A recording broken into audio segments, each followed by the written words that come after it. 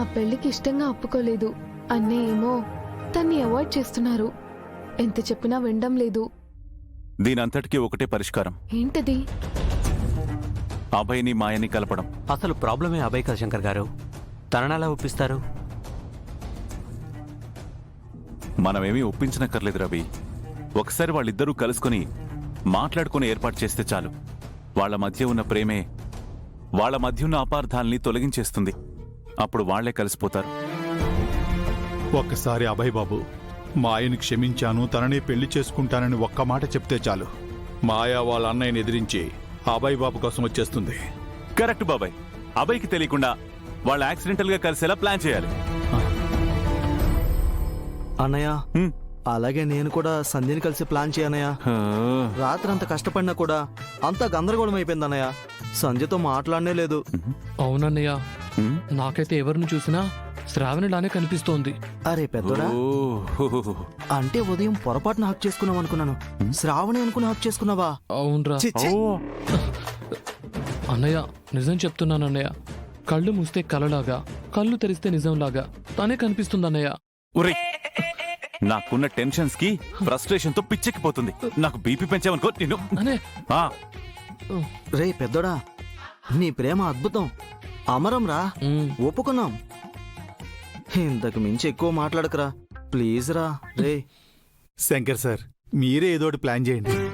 ఇంకా ప్లానే ఉంది బాబాయ్. గుళ్ళోకి వెళ్ళడమే బెటరు. అదే వర్కౌట్ అవుతుంది అనిపిస్తుంది.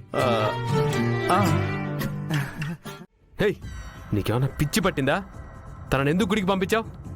తను గుడికి వెళ్తుందని ఏంటి గ్యారంటీ? వెళ్ళా శంకర్ని కలిస్తే శంకర్ ఏదో ఒకటి చెప్పి నా చెల్లిని తీసుకెళ్ళిపోతాడు. తీసుకెళ్తే అసలు అభయ్ రానివ్వాలి కదా. నువ్వు ఒక విషయం మర్చిపోతున్నావు. నీ చెల్లి వద్దనుకుని రాలేదు. ఆ అభయే చీపా అంటే వచ్చేసింది. అంటే అభయ్ ఈ జన్మలో క్షమించని చెప్పేశాడు కదా. ఇంకేంటి నీ భయం? ఆ శంకర్ ఎలాంటి వాళ్ళనైనా సరే దెబ్బకి మార్చేస్తాడు. తనకి ఫేవర్గా చేసుకుంటాడు. అదే నా భయం. నీకే భయం అక్కర్లేదు. చూడు, 4 గోడల మధ్య బంధిస్తే పిల్లి కూడా పుల్ అవుతుంది. అందుకే నీ చెల్లిని కూడా ఎక్కువ ప్రెజర్ చేయబాకు. నీ మంచి కోసమే చెప్తున్నాను. నా మాట విను. నేనున్నాను కదా, మై హూనా. ఏమోలే, తాత ఏమంటాడో చూడాలి. ఇదిగో పార్ట్నర్, ముందొచ్చిన చెవుల కంటే వెనకొచ్చిన కొమ్ములు వాడి అన్నట్టుగా నువ్వు నన్ను, నా కన్నింగ్నెస్ ని తక్కువ అంచనా వేస్తున్నావు. ఆ చక్కాచక్ శర్మకేమో ఎక్కువ ఇంపార్టెన్స్ ఇస్తున్నావు. తప్పులేదు. ఆయన వచ్చాకే నాకంతా ఫేవర్గా జరుగుతుంది. నిన్ను నమ్ముకొని ఉండుంటే ఈ పాటికి వాళ్ళ పెళ్లి కూడా అయిపోయి ఉండేది. చూడు, నా చెల్లెలు వెళ్ళినట్టు తిరిగి రాకపోతే నువ్వు తిరిగి రాని లోకాలకు వెళ్ళిపోతావు.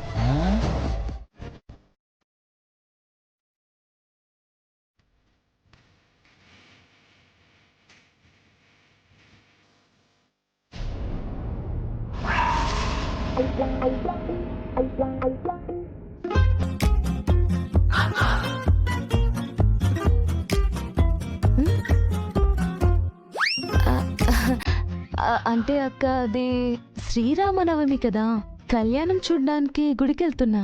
అవునా? చాలా నీ అబద్ధాలు. నాకు శంకర్ గారు కాల్ చేశారు. ఇవాళ ఎలాగైనా అభయ్కి మాయాకి మధ్య మిస్అండర్స్టాండింగ్ క్లియర్ చేసి వాళ్ళిద్దరిని కలపాలని ఫిక్స్ అయ్యారు. మరింకే, బాబాయ్ చూడకముందే త్వరగా ఇక్కడి నుంచి వెళ్ళిపోదాం పదా.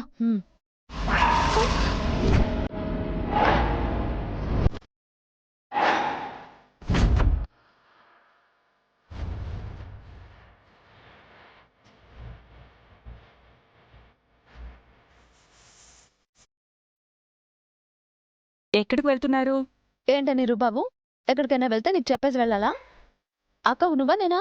అక్కవి నువ్వే అక్క, కానీ నా బాధ్యత ముందు అక్క, చెల్లి, అన్న, తమ్ముడు, కుక్క, పిల్లి అంత సమానమే. అదేం పోలికే చండాలంగా? అక్క ప్లీజ్, నా బాధ్యత బాబాయ్కి ఇచ్చిన మాటని నిలబెట్టుకోవాలి. మీరెక్కడికి వెళ్తున్నారో చెప్పండి. ఎక్కడికి వెళ్తావు? శ్రీరామనవమి కదా, కళ్యాణం చూడ్డానికి గుడికి వెళ్తున్నాం. ఇంట్లో దేవుడికి దండం పెట్టుకుంటే చాలమ్మా, గుడికి వెళ్లాల్సిన అవసరం లేదు. అదేంటి బాబాయ్, ప్రతి సంవత్సరం రాముల వారి కళ్యాణం చూడ్డం మాకు అలవాటు కదా. వెళ్ళొస్తాం బాబాయ్ ప్లీజ్. సరేనమ్మా, నేను వస్తాను, పదండి.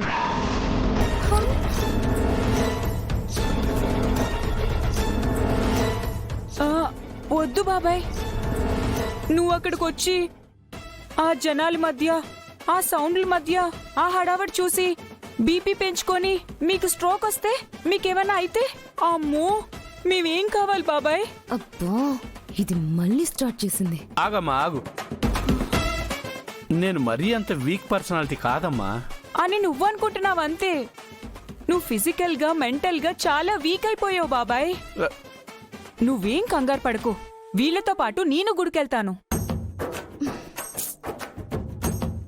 వీళ్ళని ఎవరూ కలవకుండా, వీళ్ళు ఎవరినీ కలవకుండా నేను చూసుకుంటాను. నన్ను నమ్మండి. అమ్మా శ్రావణి, నిన్ను చూస్తుంటే నాకు చాలా గర్వంగా ఉందమ్మా. నువ్వు వెళ్తానంటే నాకేం అభ్యంతరం లేదమ్మా. తీసుకెళ్ళమ్మా, తీసుకెళ్ళు. నువ్వేం దిగులు పడకు బాబాయ్, హ్యాపీగా కాలు మీద కాలు వేసుకొని టీవీ చూసుకో. కష్టమమ్మా. ఏం బాబాయ్, నా మీద నమ్మకం లేదా? టీవీకి కనెక్షన్ లేదమ్మా. అయితే ప్రశాంతంగా పడుకోండి బాబాయ్, నేను వీళ్ళని చూసుకుంటాను. మీరు వెళ్ళండి.